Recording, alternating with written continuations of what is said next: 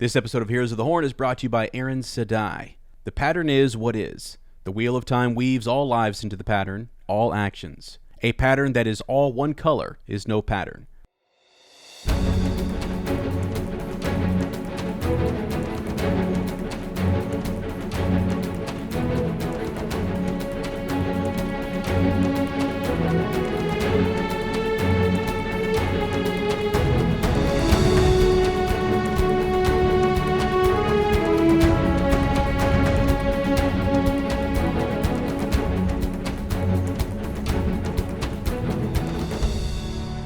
Welcome to Heroes of the Horn, a Wheel of Time podcast. I am Sir Matt. And I am Sir Ezra. Welcome to our Wheel of Time book club. The horn has sounded, and we have answered the call. Today we are covering The Dragon Reborn, chapters 28 through 34. Yeah, as back at it, it feels good. Kind of a quick turnaround just because of our vacation schedules. So we ended up posting our whatever episode, I think on like the 17th or something, but now we come up on the 1st. And sometimes just the way the months line up, sometimes you have 30 days, sometimes you have 31, and so it's kind of just ends up getting some more time. And then sometimes we record on like the 12th for the 15th episode, so then it's like we don't record this for, so it's just weird how it goes. So sometimes it feels like we're recording a lot, sometimes not as much, but it feels good to be back. I think the show is back to filming, finishing up those last little bit. We saw some stuff on Twitter, people saying, "Hey, we're going back to film." We've had news. Min is cast. Who knows? I mean, this episode, if it's coming out on the 1st, is going to come out on a Tuesday. So tomorrow, by listening time, it's going to be Wednesday, and they're going to announce new people, and I predicted it, and I'm calling it, and I'm saying it again. Get ready. We're going to get Elaine's going to be cast soon. So dude, I'm down for that. I really hope so. That would be that would be awesome. Did you see? Let me see if I can find it real quick. Was it on Twitter? Oh my gosh, I'm gonna have to find this real quick. But there was Rosamund Pike, who plays Moiraine, just tweeted out an image of, it kind of says like, this is what a weave could look like, and it was some NASA thing, and it was like sort of they were looking at, I don't know what type of weave it was. It was almost I'll see if I can find it, maybe put a picture up or something, but it was pretty cool. And I was thinking like, wait, has she seen some of it? Like, were they showing her this for inspiration? You know what I mean? Does that help, I guess, in the acting? I thought that was pretty cool. So if you get a chance to go look at that, Rosamund Pike was sharing that, and some of the cast members are back, tweeting, posting on Instagram, some funny stuff, real subtle mentions that they're back together, and getting into some shenanigans, which I thought was pretty cool. It's great. Yeah. It is great, yeah. So other than that, there hasn't really been a lot of new. I mean, we've had news, but now it's like, okay, now we're in a little lull until the until the next wave of news. So other than that, how have you been, man? How's school starting back up? You're going back in. I mean, how's all that I mean, the wheel weaves as the wheel wills, right? I mean, I am just in there. The pattern is what is. I'm just in there, gonna figure it out. Honestly, it is. I feel it's just so weird, and I just don't feel like I'm not ready. It's the first time I've ever felt like truly I wasn't like ready to start a school year. I'm just trying to figure out, like, it's just so different, and I don't think anybody is, and that's okay. We're gonna do the best we can and try to figure out how to make it work. It's just different scheduling. We're doing kind of like a hybrid schedule, a lot of online stuff, and it's just a mixture. It's a mixture. It's not all or nothing. And it's gonna be changing each month. It's gonna be changing. We're gonna look at things differently and see where we're at with the state of the world, and kind of go from there, man. So I mean, in a weird way, I'm like excited. I've got I do want to see students and colleagues and get back after it, and I've been for 2 weeks been trying to kind of do all these trainings, get prepped and stuff. So there's that, but it's just weird, man. We all want to be back to normal. We all want that to happen and be close to that, but it's just we need everybody to do their part and to help us get there, So that's where I'm at. That's where I'm at. Hey, Absolutely. So, all right, as well. We're gonna be changing things up here a little bit on the show. We're gonna kind of, I guess, expand our kind of village council.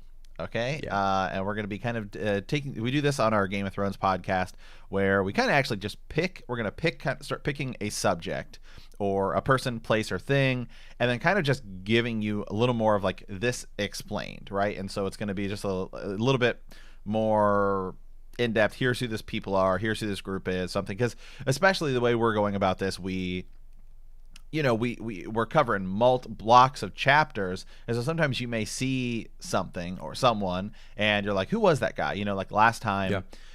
We did one where they talked about, the greatest blade master ever, Jerem, I think is his name. Once lost to a farmer.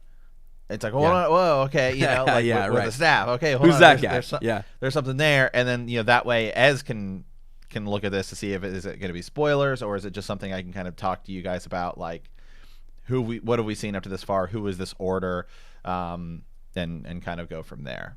Yeah, so it's actually pretty neat. I mean, now that we're into the Dragon Reborn, so we're in book 3 and we're well into it, there is a lot of stuff that we can go back and kind of look at, talk about factions, societies, cities, people, cultures, and stuff like that, and not worry too much about it being, you've been exposed to that, right? Sir Matt has, and our listeners who are kind of in this for the first time, trying to experience it, read along, listen to Sir Matt's thoughts, and then also you do want some stuff explained. I mean, Matt can't help but sometimes to ask, like, hey, Ez, what's up with that, with this group here? What's going on? And really, we're not doing, your typical, the first time I read this, I mean, I wasn't looking at, that's the other thing too. Like back in the day, I did not used to have all these different internet resources. You just read it and you experienced it and you're like, whoa, you're a little overwhelmed. It's so many books. And then you go back through for the reread and so on. So we're kind of taking a slower, more methodical approach at looking at this, and yeah, sometimes questions come up about different regions and stuff, and so as long as it's not spoiler, we can talk about it, because so many times when we were looking at the White Cloaks, I was holding back actually a few episodes ago, but the White Cloaks had been mentioned way more often than I had thought, and little nods towards where they where their ruling body was at, that I was like, oh, you actually, that was there. It was just so minute and in such a little tiny reference that you'd miss it if we didn't slow down and look at it. And we're not going chapter by chapter, so in these big chunks sometimes those things get overlooked just a little bit. But yeah, so into the village council, here we go. So this has been pretty neat. This has been over on at Watt on Prime on Twitter. They've been asking questions. They've been running this book club, and I'm thankful for that. I like doing that every Wednesday, going in there, watching some of the responses, seeing what's up, what's happening.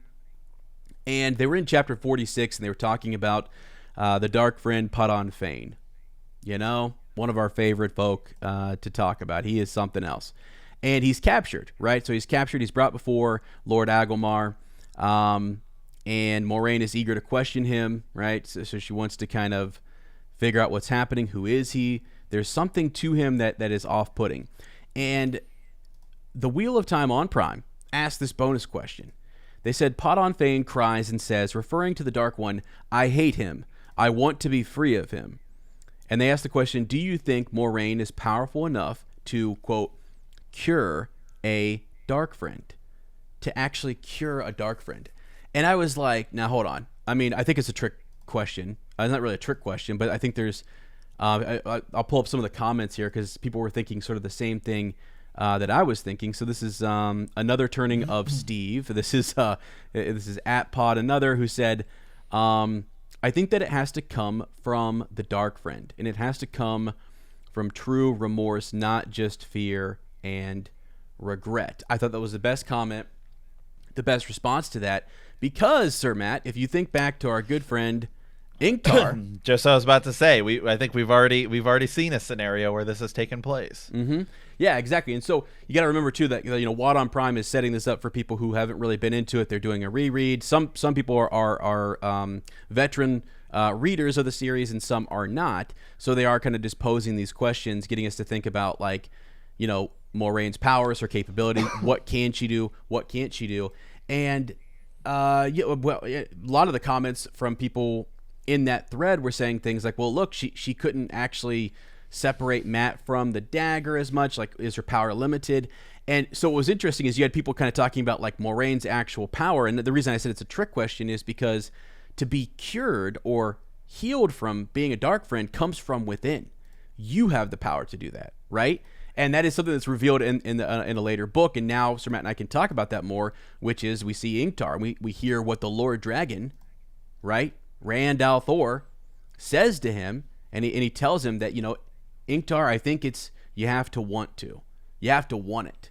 You have to want to step away from that darkness, you're right, and turn to the light. And he does. And he fights one last fight for the light. And it's awesome. And people are probably, they're going to be like, I'm sick and tired of Sir Ezra talking about Ingtar. Ezra talking about Ingtar. But you know what? He's great. It is. So we're gonna keep talking about him. Yeah.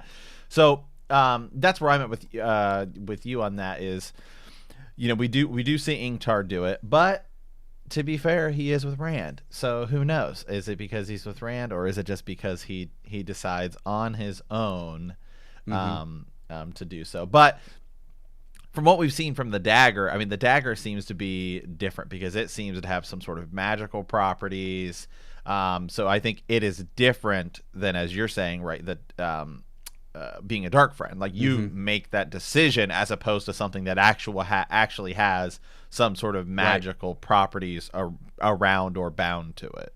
Yeah, that's a really good point. So that's, and again, what you're going to get into, and this is why I love this fandom. I truly love this fandom because there are people who are so, it's just, they know that there are so many new listeners or new readers who are going to be coming into the series, and you have people, that's where they're at. They're in the eye of the world, and they're thinking about the dagger, and they're wondering if that is causing Matt to turn to a dark friend. I remember when I first read it thinking like, oh shoot, one of their best friends is going to be turned to the shadow. Holy cow. And that's not necessarily what it is. And then you learn more about the dynamics behind becoming a dark friend, what those dark objects are doing, and sort of the bond that was creating with Matt and what it was causing him to do, which was to be paranoid, to see evil everywhere, and it was trying to consume him. So yeah, those are different things, and I think that's pretty neat.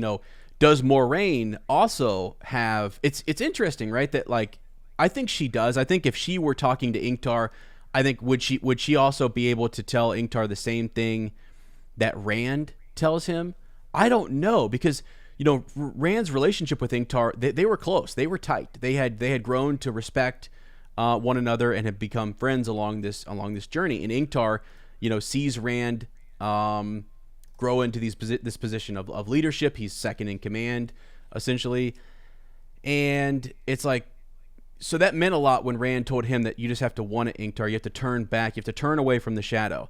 But like Moraine and some of these other people, they might not do that. They might see you as a dark friend, and they might just, not that I said I would strike you down, but I mean, that's not a typical thing to say to somebody, hey, you can still come back. It's like, no, you're a dark friend, and you're a dark friend forever. You've already made the pledge.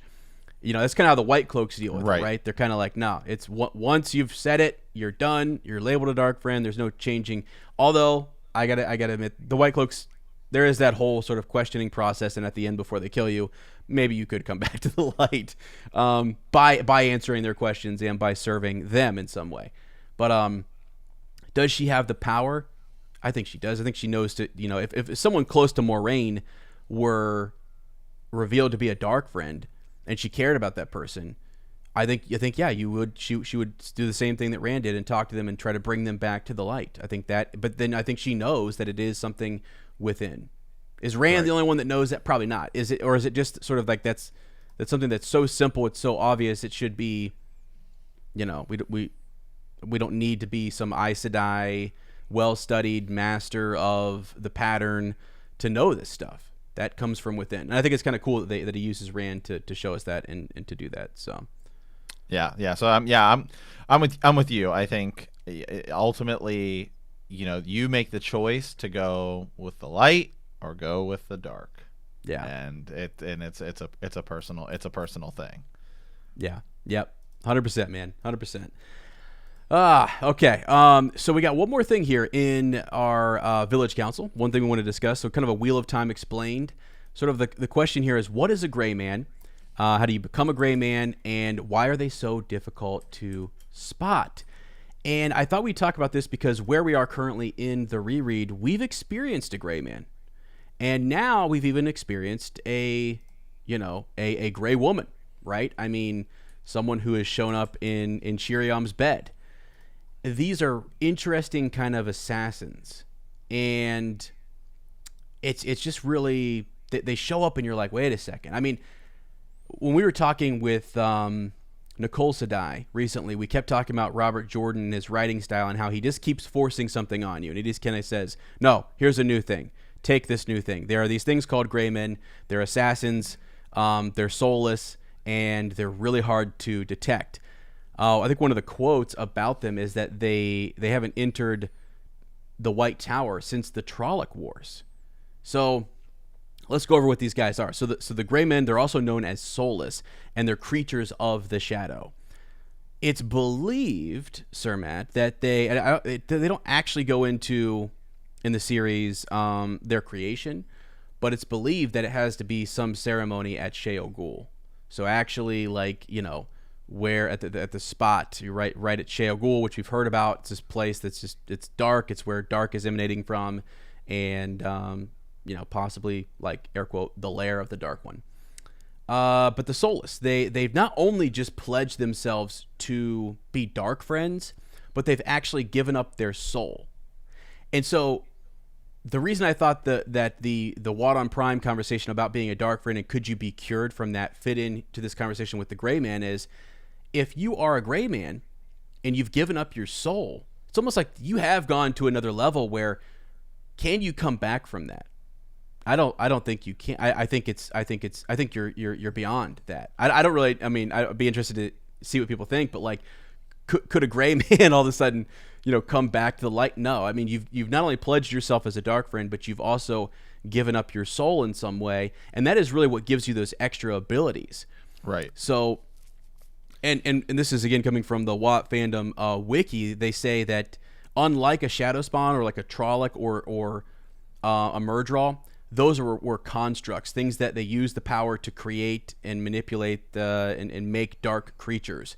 But a Gray Man is not that, right? It's an ordinary man or woman who has pledged their soul as a dark friend, but then given their soul, pledged their soul as a dark friend, but then also given their souls to the Dark One.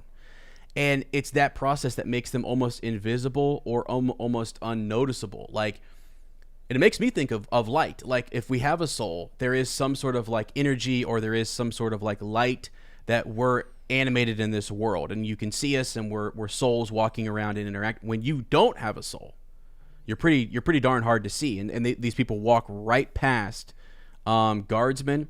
They walk through the White Tower. No one's seeing them. I think it was like last episode we were, you kept saying, "What's going on at the White Tower? Where's the security?" Seriously, like, these are the most powerful.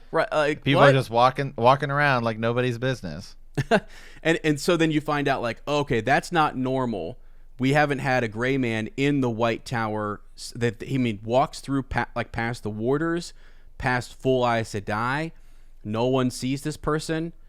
But what is odd, and we'll talk about this later. This is not spoiler, but this is something that is just an oddity that's going on at the White Tower, is that someone is killing these Gray Men, right? Someone is. So someone is seeing them and killing them, which is interesting.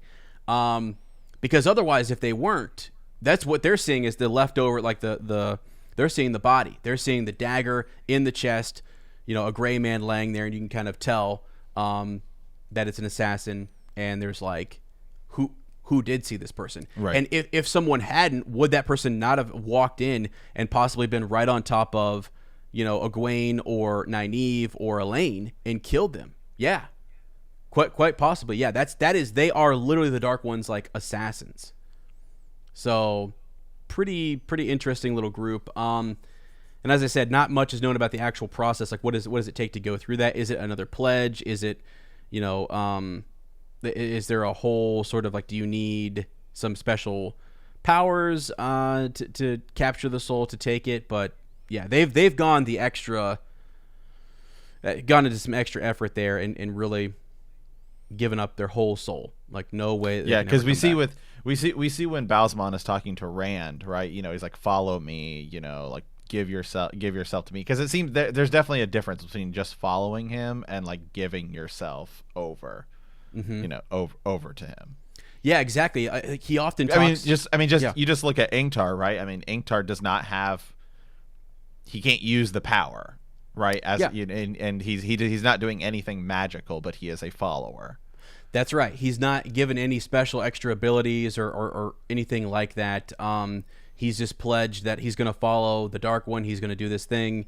And the reason he does, right? You know, like we talked about that, which is, it was logic. I mean, just logically, he could not see another way until the dragon Reborn walked into his life. And then he said, now I see the way. Right. So anyways, yeah, I think you're right. There's the distinction. When these individuals get extra powers and they level up, which is interesting in regards to the conversation with Padon Fane, because he does have extra powers. There is something else going on there, and that actually goes into Shadar Logoth, the dagger, the whole thing, what's going on there with Mordeith. That's a whole another side conversation, and there's still mystery surrounding that. But yeah, when you talk about just these gray men, and you talk about dark friends, there's the extra level of, I'm going to be an assassin for the Dark One, and they are pretty. So we got to keep an eye on them, because they've showed up numerous times now in the Dragon Reborn, and moving forward, you can start to kind of see that that they're a big deal, and they're this big weapon that can be used against Aes Sedai. Because you always think about, like, when we talk about in Star Wars, like, what could counter the Force? What could counter Jedi?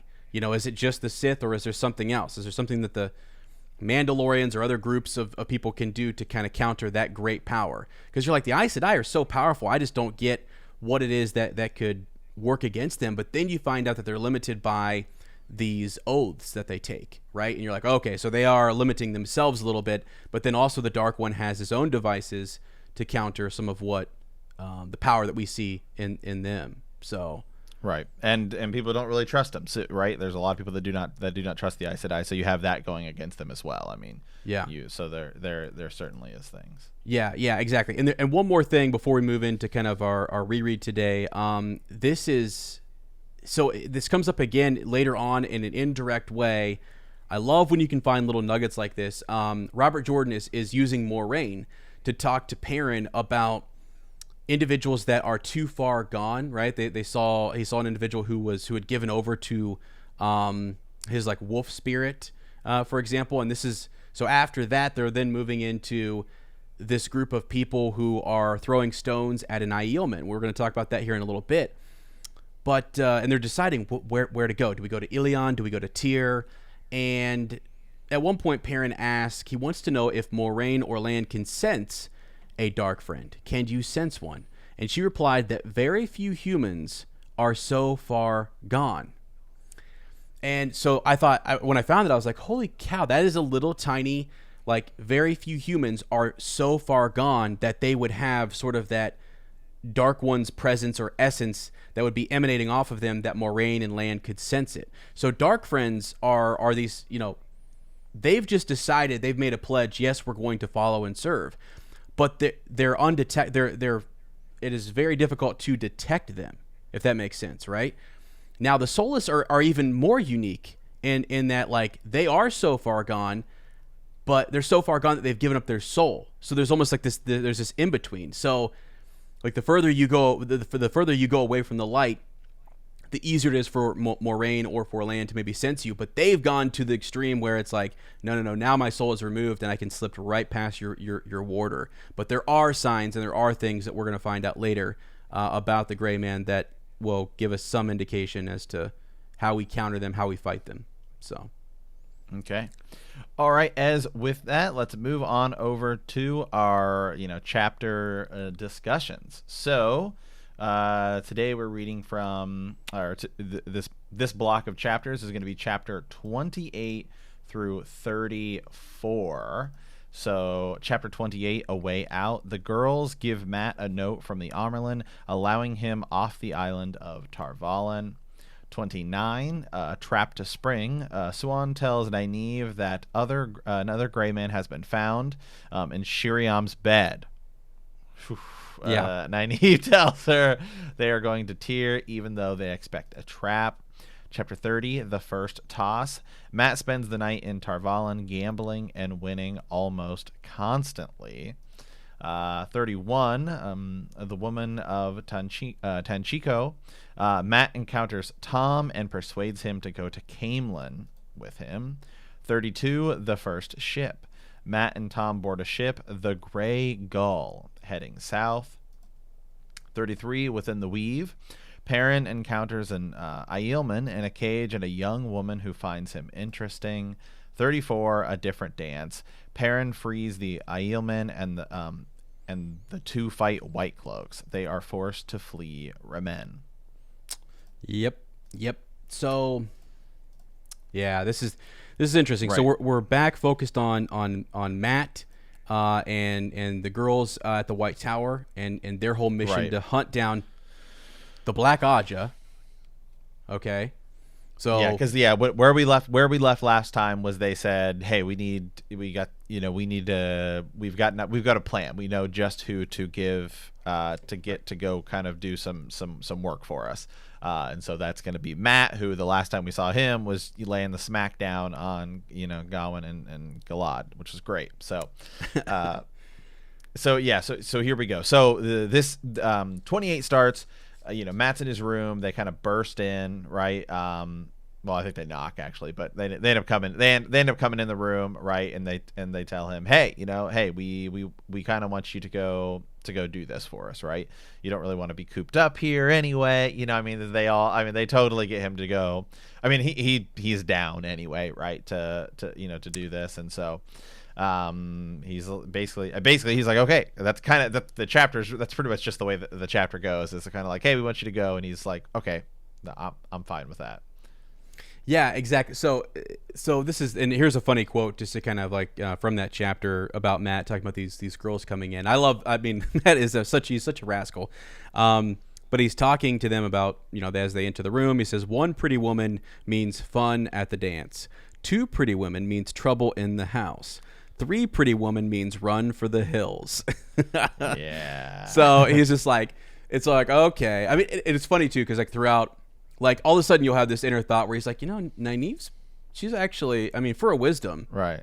She's right. I'd dance with her, right? And I was just like, Matt, what the? I'm thinking, Robert Jordan, you rascal, you're something. But yeah, he knows he's in the White Tower. Gosh, he has so many different, like his memories there's gaps, right, which are being filled in.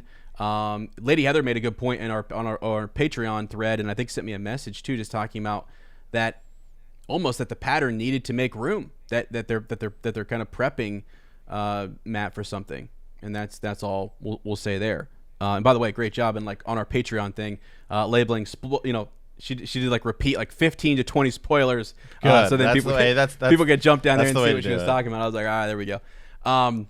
So that was pretty neat. But yeah, he's troubled.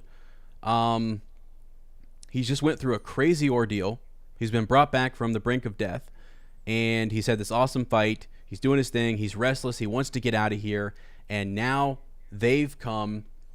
They have a quest. They have a mission. They have something for him. They need him to take this letter to Camelin, which will keep kind of Morgase tempered a little bit, and then they can go on their secret mission to hunt down the Black Aja. Right. And Matt also, everyone kind of wins in this situation, which is good. Matt. This block of chapters is kind of Matt happy for certainly the first 4, and Matt is starting to, as we've seen here and we saw at the last chapters, now that he's over kind of the spell of the dagger, right? Because it's like Rand and Perrin so far, and Egwene and everybody, they've been kind of growing on their own, and starting to understand where it is that they are in kind of their coming to terms with being Taviran, or you're an Aes Sedai, and you have you can tap into the power or whatever. Yeah.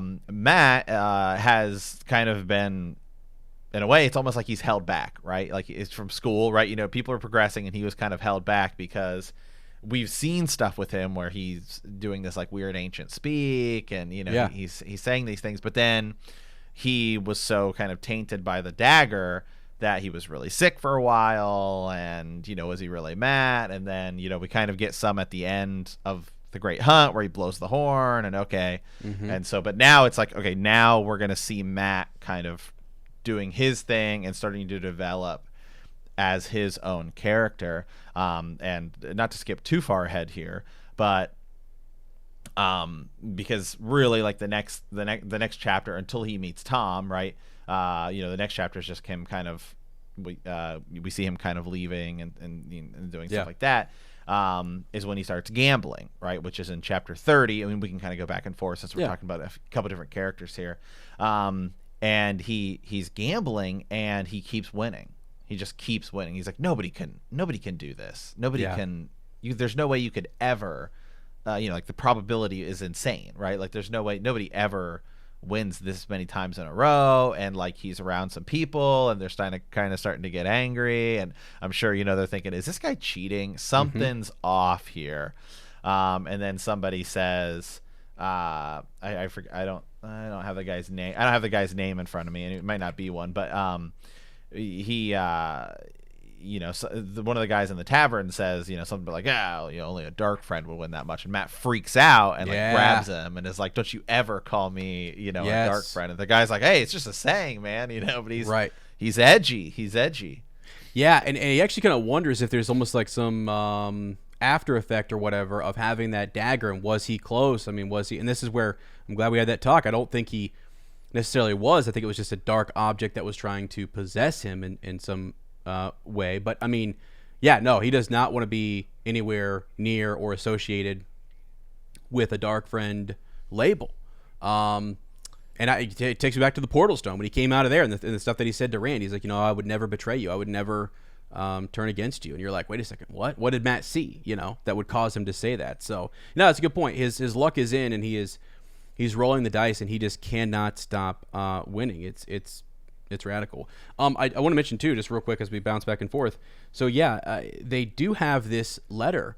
So what gives Matt the ability, to leave and stuff is, because he's just like, they've already kind of told me that they're watching the ports. Right. I mean, I can't get out. You know, he's like, so unless you've got some special. I mean, Nynaeve does a little demonstration with the power, which is cool, and then he's sort of like, oh my god, these guys are, like, he's like, get me out of here. I mean, it's like these girls with the power. I'm out. Matt, by the way, I gotta mention this because I know that it's important later. Matt is very much anti the power and channeling. He doesn't like it.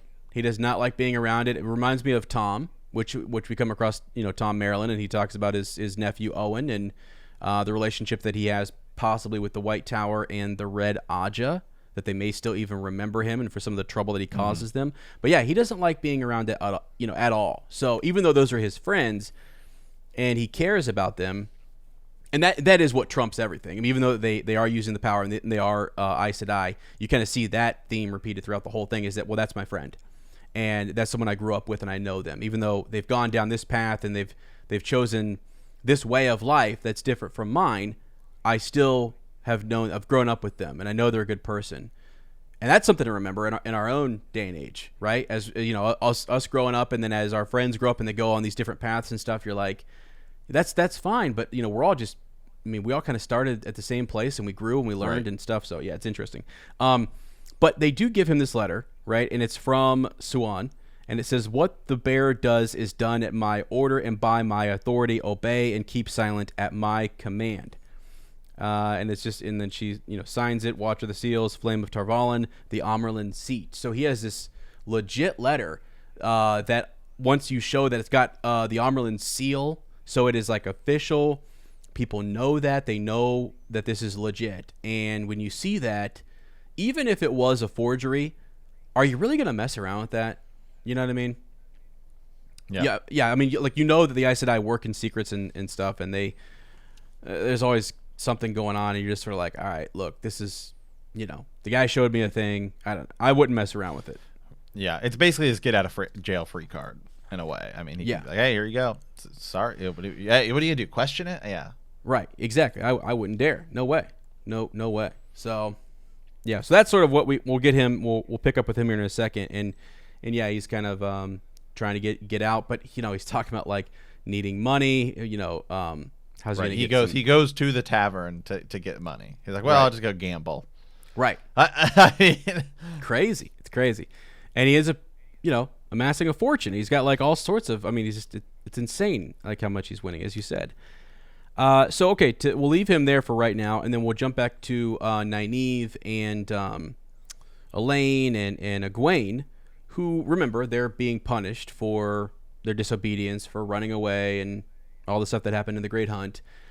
And Siuan has not come to them, and they're kind of waiting for her to show up and the Amyrlin to check in on their progress with this hunt for the Black Aja. And they're in the kitchens, right, and scrubbing out some pots and stuff.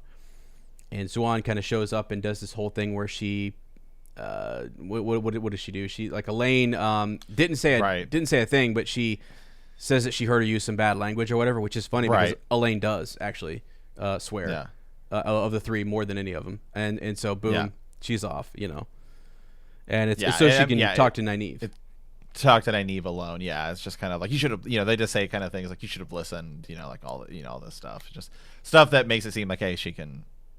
Well, I'm sure it's also weird. Like, I mean, how does the Amyrlin seat walk into the kitchens? You know what I mean? Like, yeah, that was a little right. Yeah, there has to be a reason. It's almost like she's checking up on their punishments, and that's sort of her thing. Is that like, I'm going to give them these severe punishments, make sure that it's being followed through on. Yeah, because the whole so the whole deal is because she needs to speak to them alone, and if she keeps having them say come to meet with her privately, sooner or later, people are going to be like, why does they keep meeting with her privately, right? I mean, they need to keep this whole thing under wraps and keep it, incognito. So, right. So here's something interesting, and this will take us back to our last episode. We were talking about that mysterious woman that Egwene chased down the hallway, right? And Els Grinwell showing up.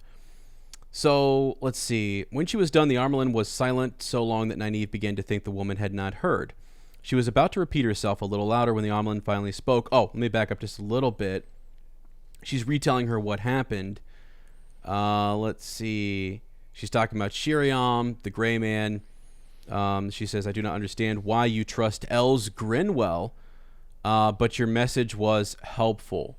So she sent that message through. They see Els Grinwell show up, deliver some message or something from the Amyrlin and kind of like give them some warning. Actually, the idea was that there were artifacts down below in the like lower levels of the library where they go and they find Black Aja stuff. And so she says that was helpful. But you find out that the Amyrlin says, I sent no message, daughter. The things Liandrin and the others left were searched thoroughly and burned after nothing was found. No one would use Black Aja leavings. As for Els Grinwell, I remember the girl. She could have learned had she applied herself, but all she wanted was to smile at the men at the warder's practice yard. Els Grinwell was put on a trading vessel and sent back to her mother 10 days ago. And so that's kind of wild. They I mean, just a few days ago. So if 10 days ago she was sent away, well, what the heck was she doing just a few days ago in the White Tower talking to the girls and giving this message from the Amyrlin? Yeah. So that wasn't her. And Nynaeve actually thinks to herself, so she says, light. If Els was sent away, light. Anyone I talked to, or that anyone could have been Liandrin or any of the others light. Like, she is just sort of like, this is nuts. Who were we talking to? And how did we get Black Aja artifacts and stuff or figure out some of, like that's crazy. That is actually crazy. Yeah. Yeah, I mean, it's it's kind of the thing with a lot of our characters right now is they're getting into deeper and deeper and deeper stuff. It seems like every book, it's just going to get, things are getting bigger and bigger and bigger. And earlier we were talking about the Aes Sedai, right, and how like some of the things they face. Well, this is one of the things the Aes Sedai face, and they got a lot of internal like struggle going on, and that there's Black Aja, and they didn't even know about it, or they do, and they're lying about it, and that's that's one of the things there that they have going on as well, right? And now, I mean, do you think it's weird that they have essentially novices trying to uncover this mystery of Black Aja? Yeah, it is pretty crazy. I mean, it is literally just like a device that Robert Jordan is like, okay, how do I grow these characters quickly, and move them through the progression of the White Tower? It takes years to become an Aes Sedai, right. But how do I get them acclimated quickly? And it's Siuan kind of says, I have no choice, and that like it is, I can't trust anyone, but I can trust you guys, and it's like, wow, this is pretty extreme logic. It's like, well, what she's saying is like, I mean, those Black Aja members, because these are all new people, so they haven't even touched, exactly. They've not been influenced. They've not been in that sphere. And Moraine, they were taken. Right. They were taken. Right. By the Black Aja. Right. And Moraine has basically vouched for them. Right. And she's close with Moraine. Yeah. But right. And actually, it makes a little bit of sense in that, like we know how Moraine has been kind of doing her own thing, not gone rogue, but she's not necessarily showing up at the White Tower, checking in a lot, and other sitters and sisters are wanting the Amyrlin to bring her back. Let's talk to Moraine. What is she doing? Like, she's been gone too long. And Siuan kind of also has that same. She's going to do what she wants to do. And she's the Amyrlin seat, so she will do what she wants. And she may have several things going on. I mean, we don't actually, at this point, know. She's working with these girls to root out the Black Aja. She herself is probably trying to do it, but has she recruited other members, Right. So that's interesting. Now, really important here for this entire book is this conversation where they're going over the scheme. They think it's a trap. Nynaeve thinks it's a trap and literally says, I think we should spring the trap, kind of thing. And that she plans on doing it. And the Amyrlin says, so this has gone on long enough. If I stay this close to you, it may be noticed. Have you anything more to tell me or to ask? Make it quick, daughter. And Nynaeve says, what is Kalendor, mother? Yeah. What is Kalendor? And she misses a step. She's like, what? I mean, like, right. Hold on a second. And so this time, the Amyrlin forgot herself, half turning towards Nynaeve before jerking herself back. They cannot be allowed to have that. Her whisper was barely audible, as if it was meant for her own ears only. They cannot possibly take it. But she took a deep breath, and her soft words firmed enough to be clear to Nynaeve, if to no one but they're really trying to like make this a whisper. She might even be doing something with the power too to make sure no one can hear her. She said, no more than a dozen women in the tower know what Kalendor is, and perhaps as many outside. The high lords of Tyr know, but they never speak of it except when a lord of the land is told upon being raised.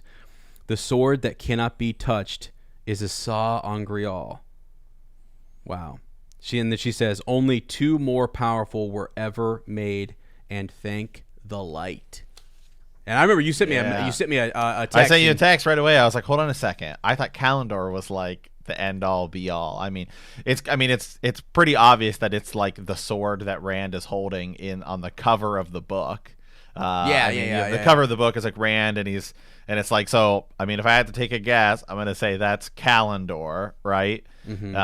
And so it's pretty likely, I mean, without really spoiling anything here, that Rand's probably gonna get it at some point in this book. I mean, it's literally the cover of the book. I'm sure there's people being like, you guys are literally spoiling things. It's Matt's the cover not of the read book. This. He doesn't know. I don't know, but I mean, it's the cover of the book. I mean, come on, it's pretty obvious, right? So, I mean, so my question, man, what are those two things that are more powerful? Right. That's what I want to know. But I knew that's what you wanted to know. Yeah. Right. Yeah. But I mean, that's way far down. I don't. We'll get there at some point. But yeah, I mean, it's a pretty big deal. I mean, it's again, I'll say it again for the people that are the negative iTunes reviews that are coming right now after I said that Rand's going to get it. It's literally I'm not confirming one way or another. It's literally the cover of the book.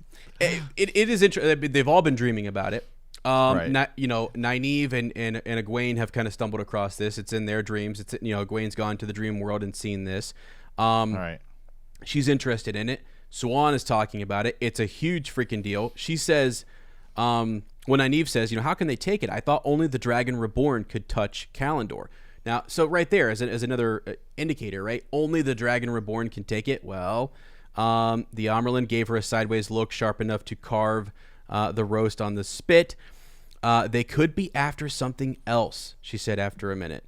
They stole a Tir-ongrial here.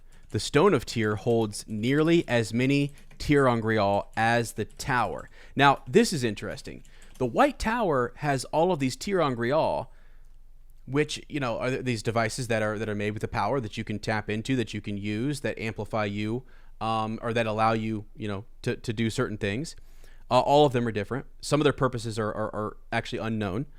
And we learn about the Stone of Tyr, which is where Kalendor is. That's been discussed in dreams. People are describing this hall. They're talking about it, and they're saying, do we go to the Stone of Tyr? The prophecies have all mentioned it, all this kind of stuff. And so, yeah, you got a thought? What I see you over there. Well, you're not going to be able to answer the question for me. That's fine. Ask it. I still like it. Well, now I'm just thinking, is the Heron Mark blade Kalendor? Okay. I'm sure that's a question people ask at this point in the thing. Because, again, it's the cover of the book. Oh, man. No, that's cool. I mean, right? Because now I'm just thinking about it. Other first-time readers are probably asking the same question. Every time Rand's used his sword, right, and every time he has the sword, everyone's like, oh, it's a big deal, right? There's something special about that sword beyond it just being a Blade Master's sword, right? They're like, it just looks like it belongs to him. It looks like it, whatever, and so there's like the whole deal about his sword is it's not just a Heron Mark sword, right? There seems to be something more to it. Yeah. And then they're like, and now you're like, well, they're searching for this sword, Kalendor. Well, right. Yeah. Has Rand had it all along? I mean, well, Tam. Is he had it all? Is it the thing? Yeah. No, that's a great thought. That's a great thought. That's what I'll say. That's good stuff. Right.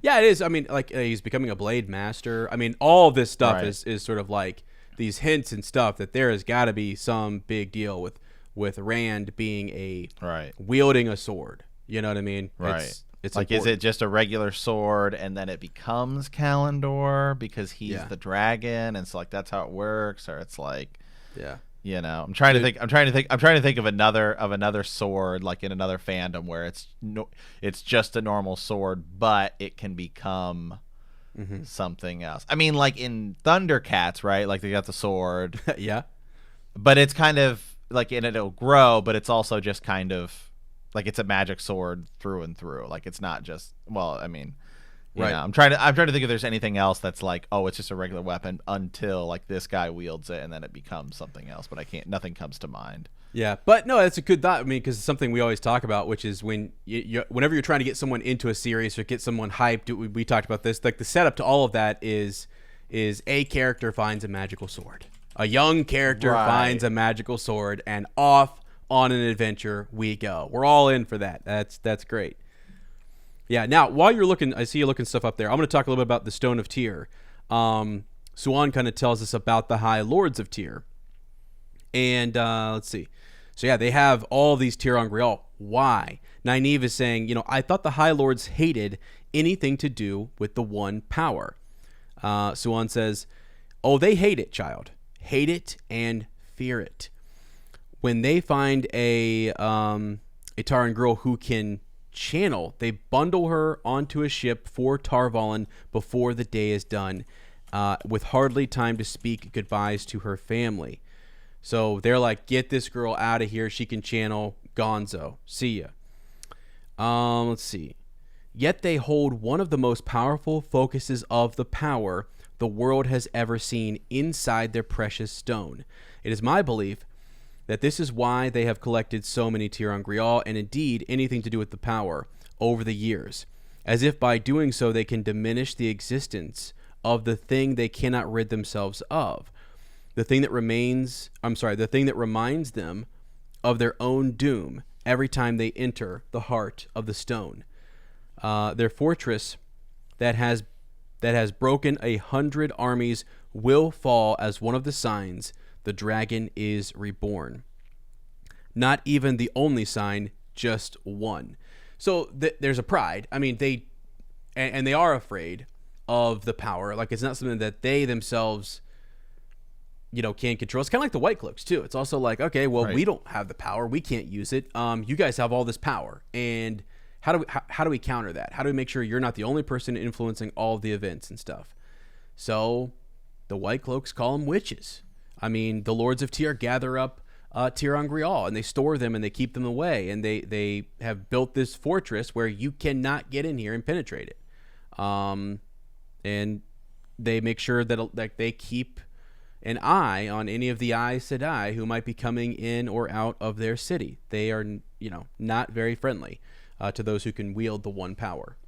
So, yeah, something to keep in mind, right? Because that's where we're headed. We're headed to, everyone's talking about going to Tyr. I mentioned earlier in Village Council, Moraine is talking about, do I go to Ilion or to Tyr? And they're next to each other. Just so you know, if you look on a map, they're side by side. But it's also about the river path and what's the quickest way to get down there? Do I want to get there before Rand? Do I want to get there after Rand? All about timing with her, and we'll get to that in a second. But yeah, man, I mean, that's, we got some, Kalendor is a big freaking deal. It's on the cover.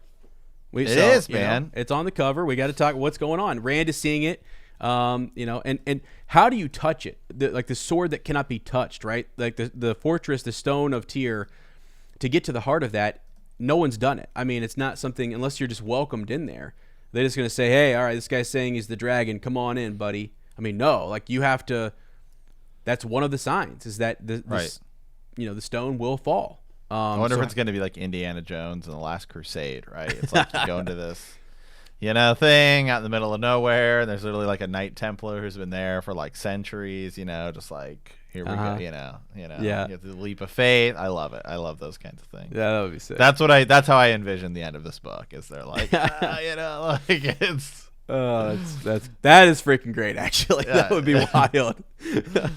That's how I envision. All right, hey, let's move on. Go back. So we talked about Matt at the playing dice. Okay. Yeah. So now we'll jump ahead. So we're talking chapter 31. So Matt, so he just kind of finished gambling and stuff like that, and now he runs into our good buddy Tom Marilyn. Mm-hmm. Woo! Tom's in a dark place. Not a dark friend, but in a dark place, man. I mean, you just think about Tom over these past, since we met him, right? I mean, before everything's good. I'm just a traveling gleeman. I run into these boys and this Aes Sedai. Now I gotta, I almost die. My leg got injured. I met this girl who I really liked, and I was kind of willing to, probably start a light with her. Now she's gone. Yeah, man. Yeah, it's a lot. Bad for him, man. It is a lot. I absolutely love Tom Marilyn. He's one of my favorite characters, and I just think about what he's gone through. Like you have Moraine, who's always giving them advice along the way, and then you see kind of a shift. You revere the Aes Sedai. She starts to kind of guide Nynaeve and Egwene. And then the boys are being kind of influenced quite a bit by Tom, and who's telling them to beware of these Aes Sedai, and to maybe not trust them. Stay out of this Aes Sedai business, guys. Like, this is not something you want to get roped into. And you learn more about that right here, which is that he had a nephew who could channel the one power, right?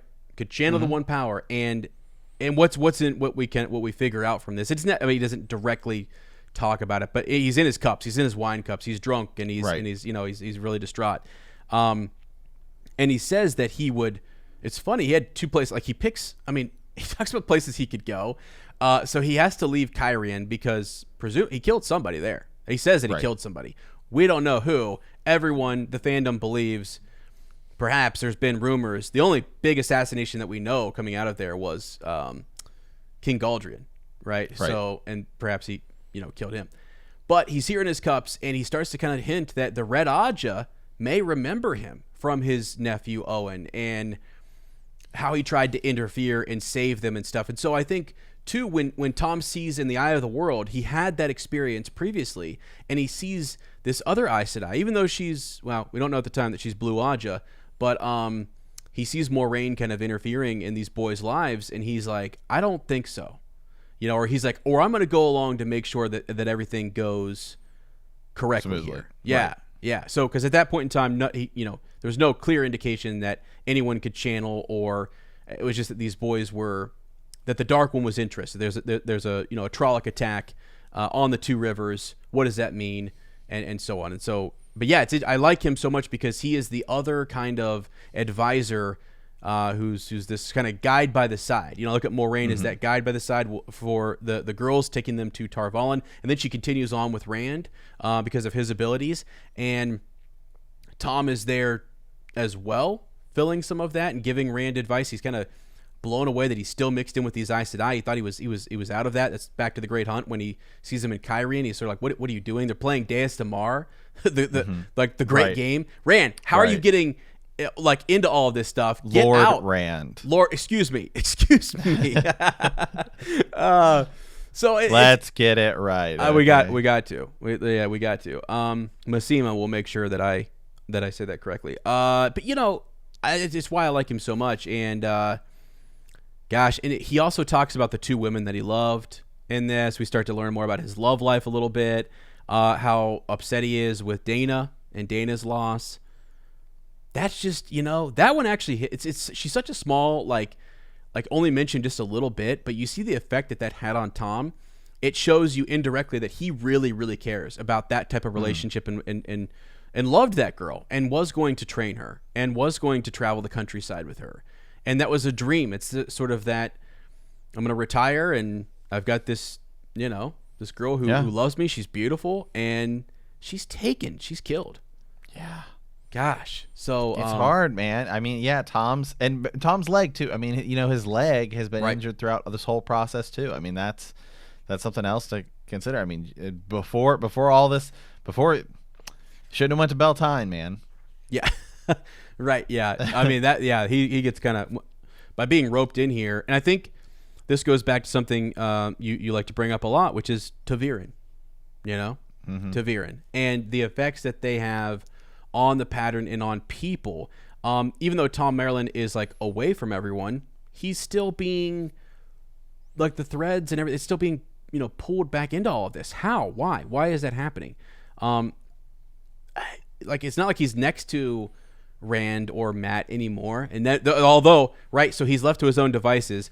Rand does come into his life there in Cairhien, and look what happened, right? Then Rand leaves, okay, and then Tom, of all the places Tom could go, he ends up in Tar Valon, and another Ta'Veren is there waiting for him.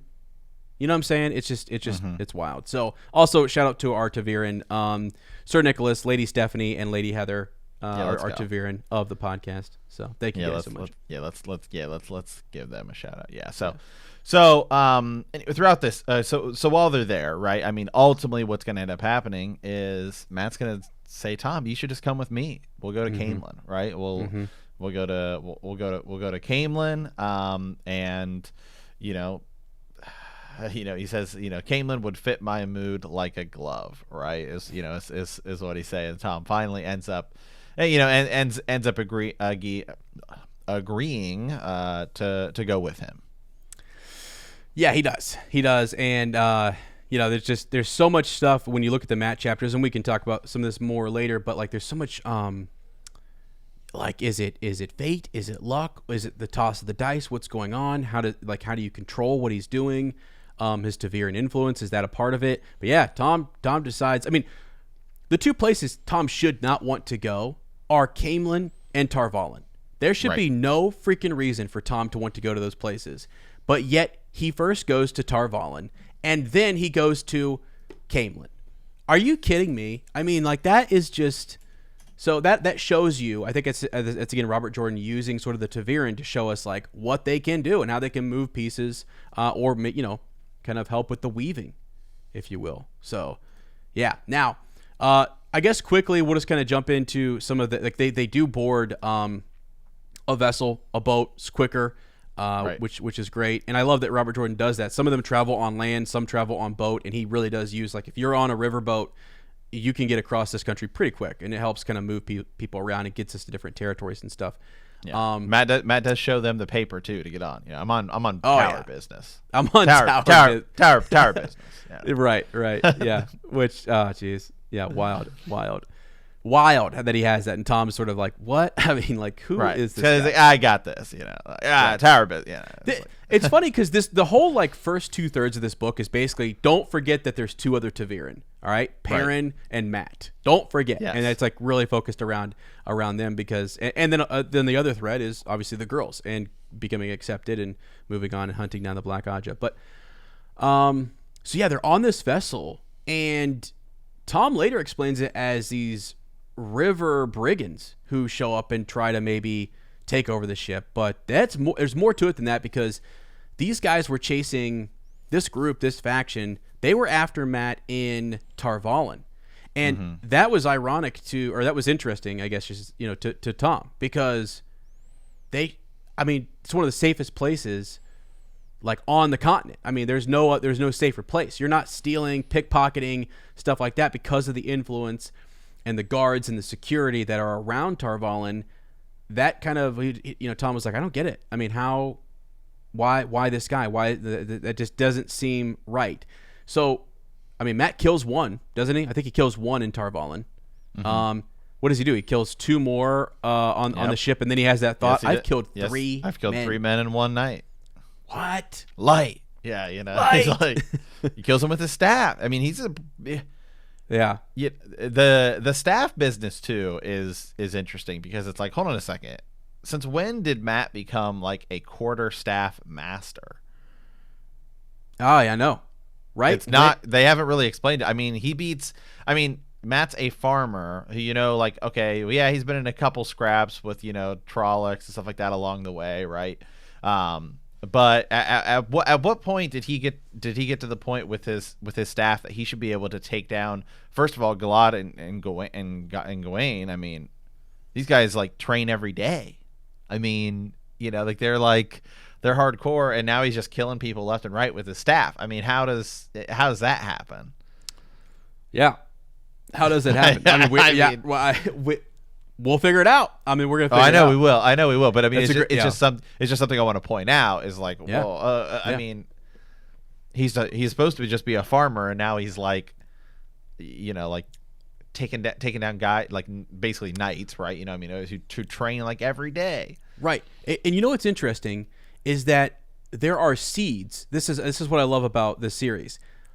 So yes, that is mysterious. There's something there, but there is a seed planted earlier in his life. Abel, his father, has a quarterstaff and competes a little bit, but it wasn't something Matt had ever really been into or mastered. But that seed was there in his life. That thread that's woven into the pattern was there. It was planted back in his youth.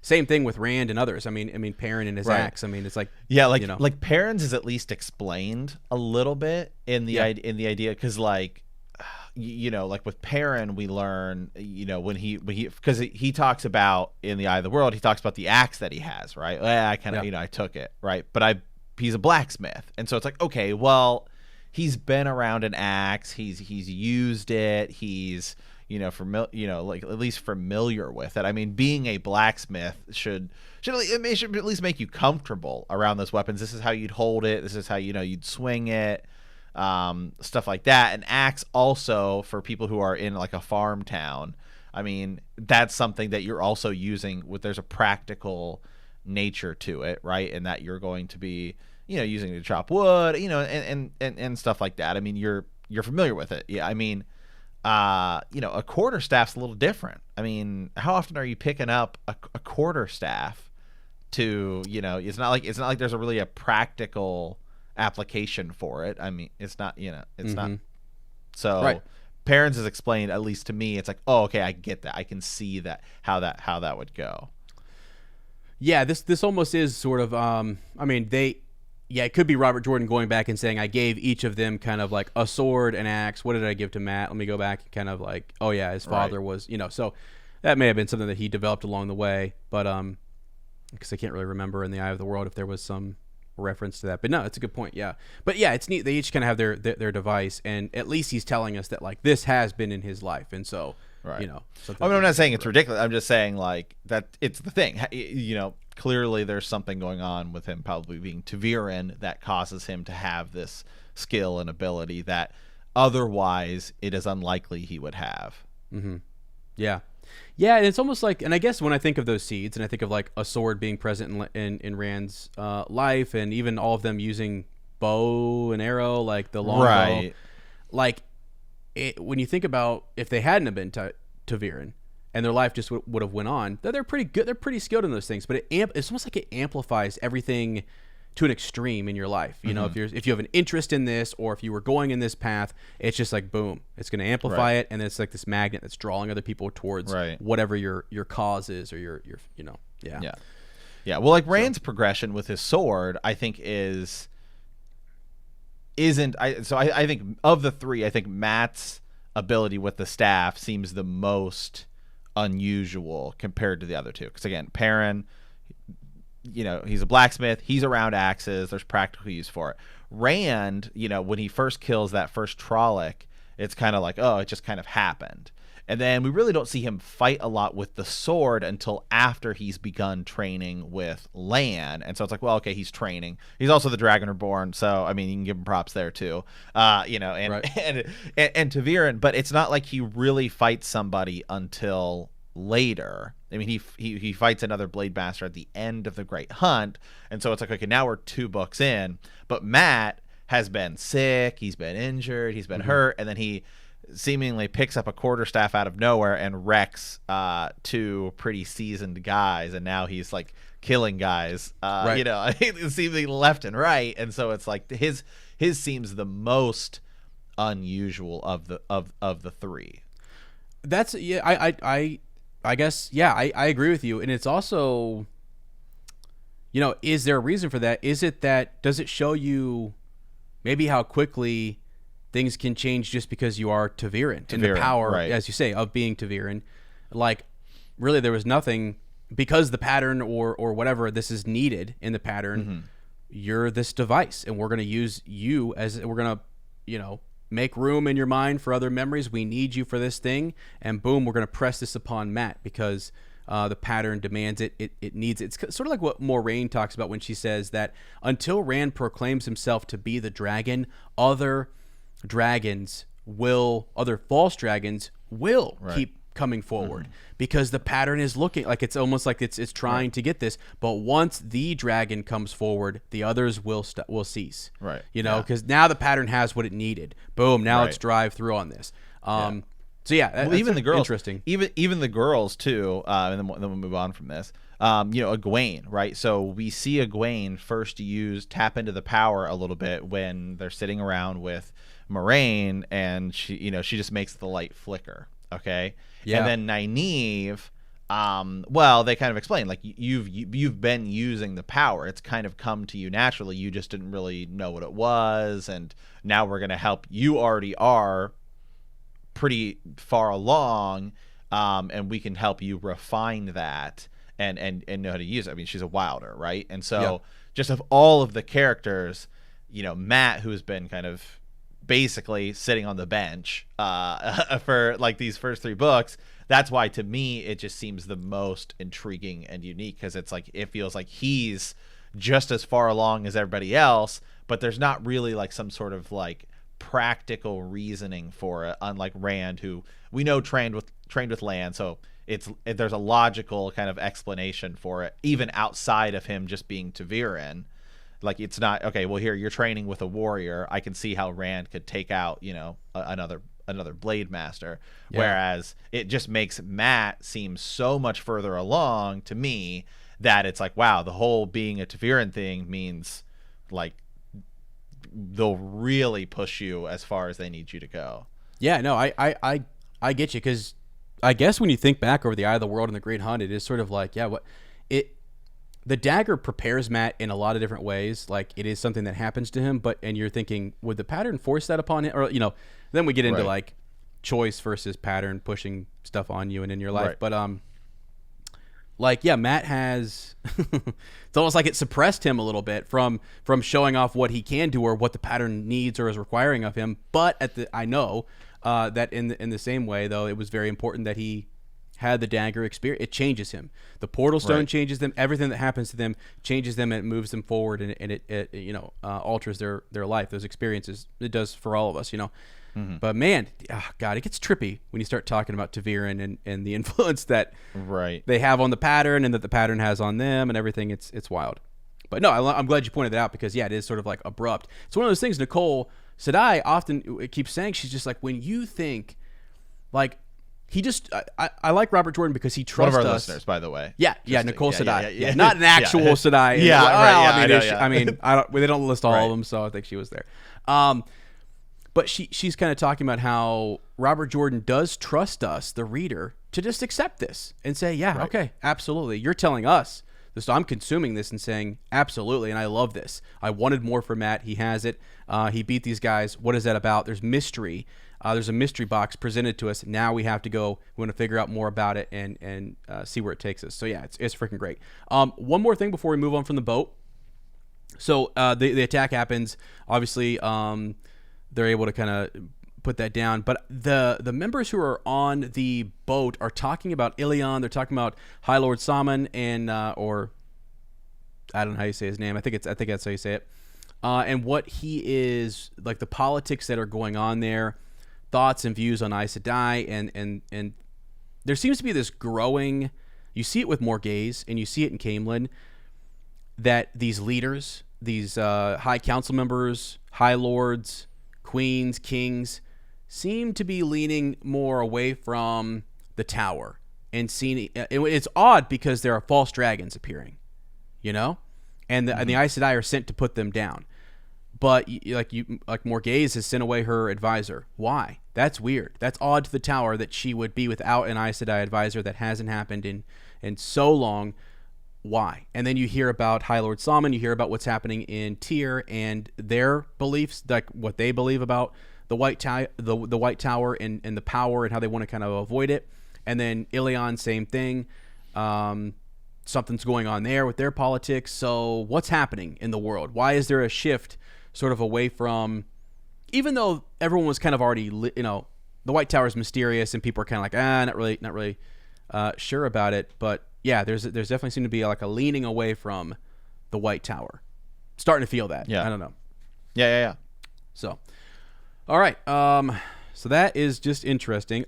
We do got to mention real quickly that Rand, right? Right. Yeah. So we shift points of view, and this next part's really kind of short, but interesting here. Rand is sitting next to a campfire. Now, in last time we were with Egwene and she was going through her trials, one of the things she saw was Rand sitting by a campfire. He saw Egwene and was like, you're, the dark friend, you're, it's a vision or something. Mm-hmm. So it's just kind of interesting that is currently where he is. And I think I said, I totally thought she was actually there. Whether it's he could physically like go up and touch her, or it was just more of like a projection or something. And so that it is where we find Rand.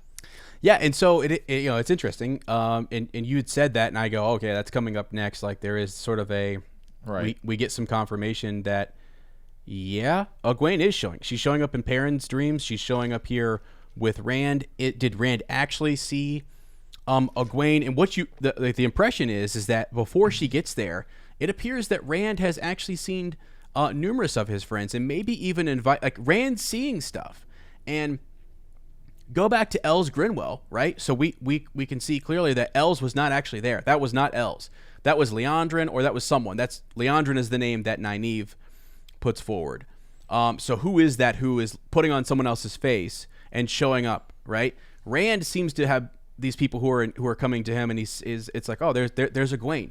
Egwene, come sit by the fire. Next thing you know, Egwene's trying to kill him.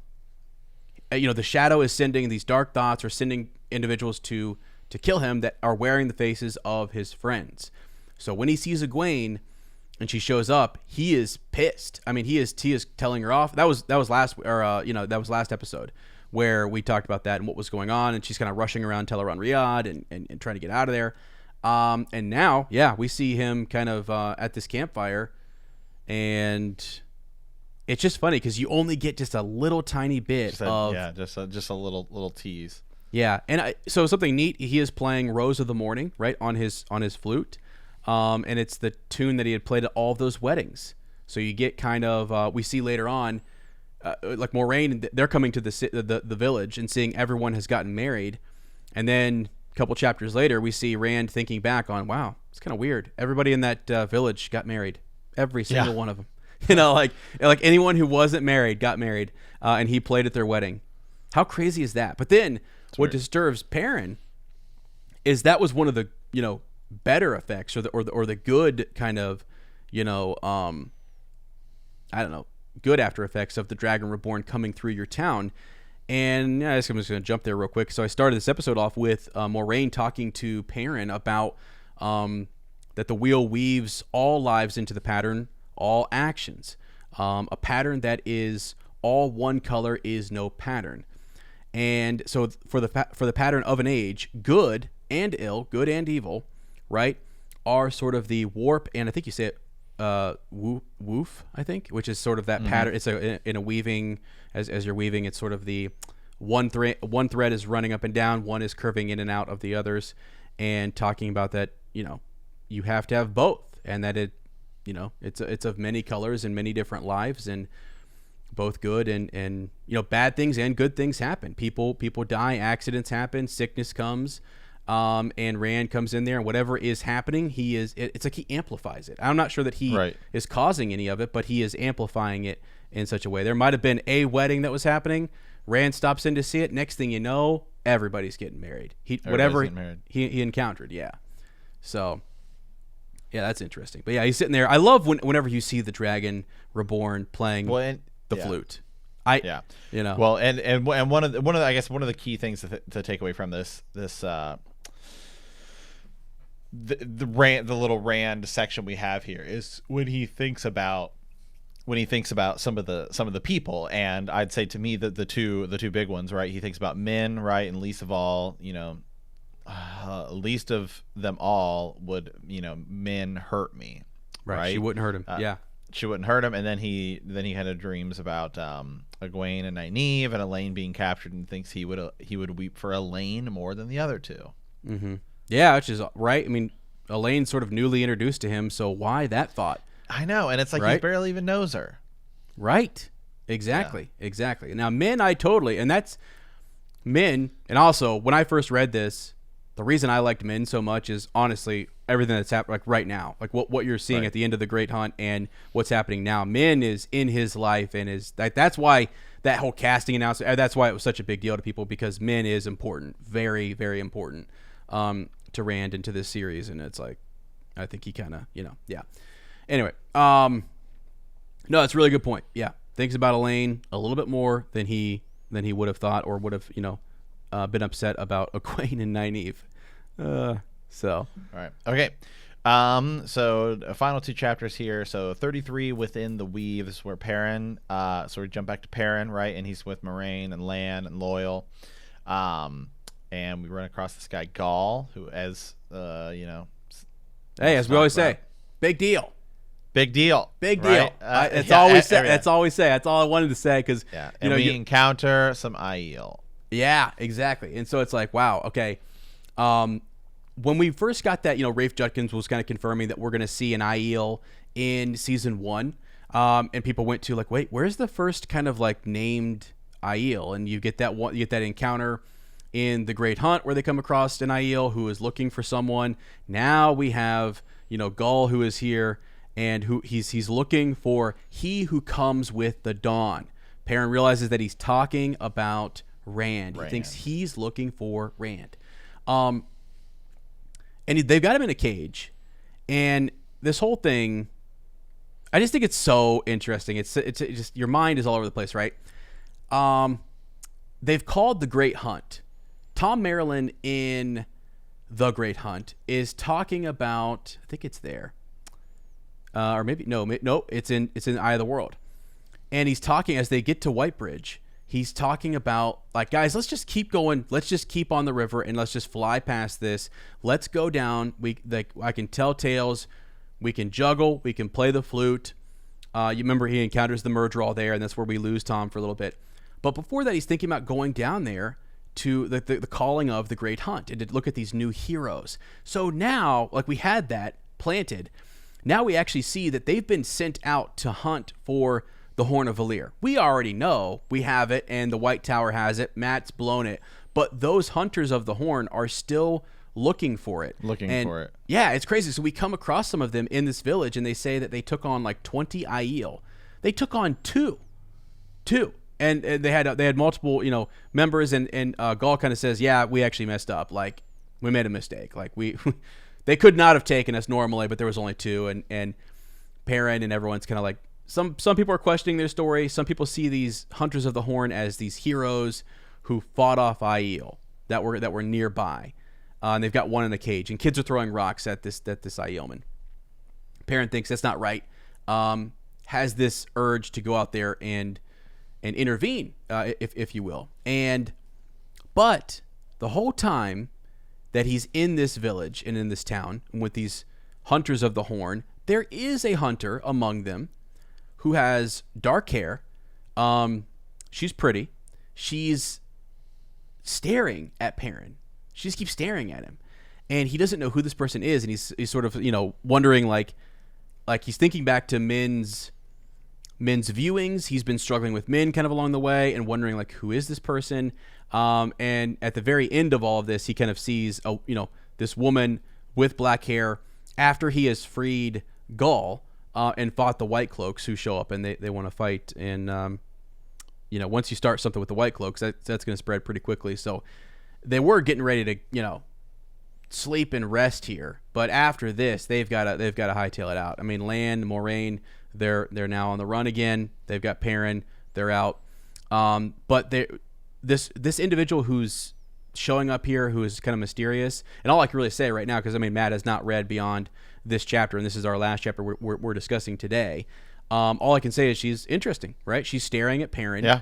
She's staring him down. Yeah. And part of Min's viewing is that when he sees this Aielman in a cage, that was something that she viewed and saw and kind of told to him that would be a turning point in Perrin's life. That would be one of those moments where he would turn a certain way, and it was just going to be a big, significant moment for Perrin. So and this is why I kind of stopped us right here, which is, we've seen this.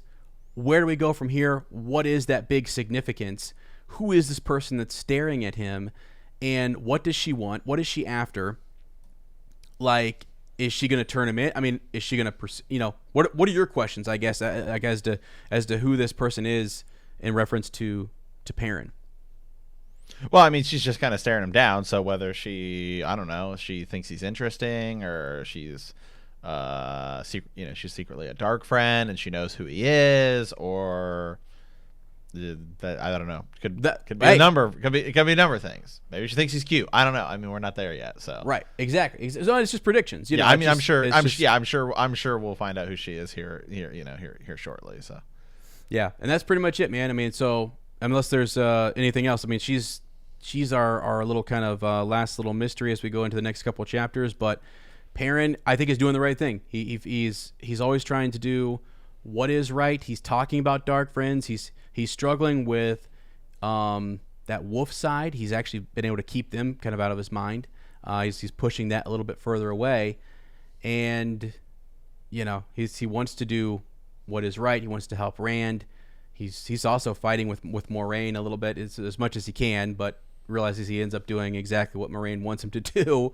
So that's kind of funny. But yeah, that's really where we can leave Perrin, I guess, for now. Before I say something that's going to give anything away.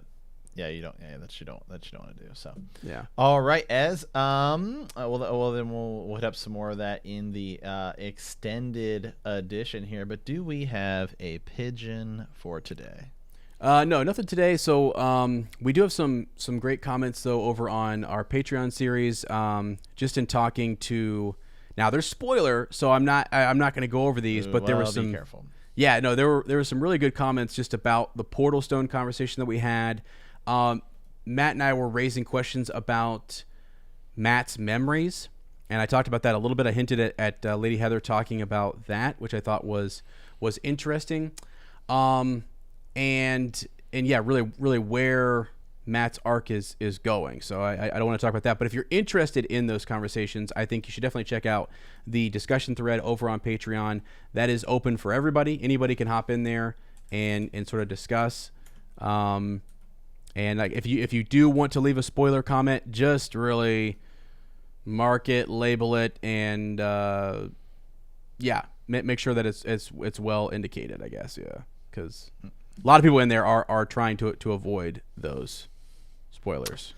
Okay. All right. Well, guys, that is going to be it for us this week.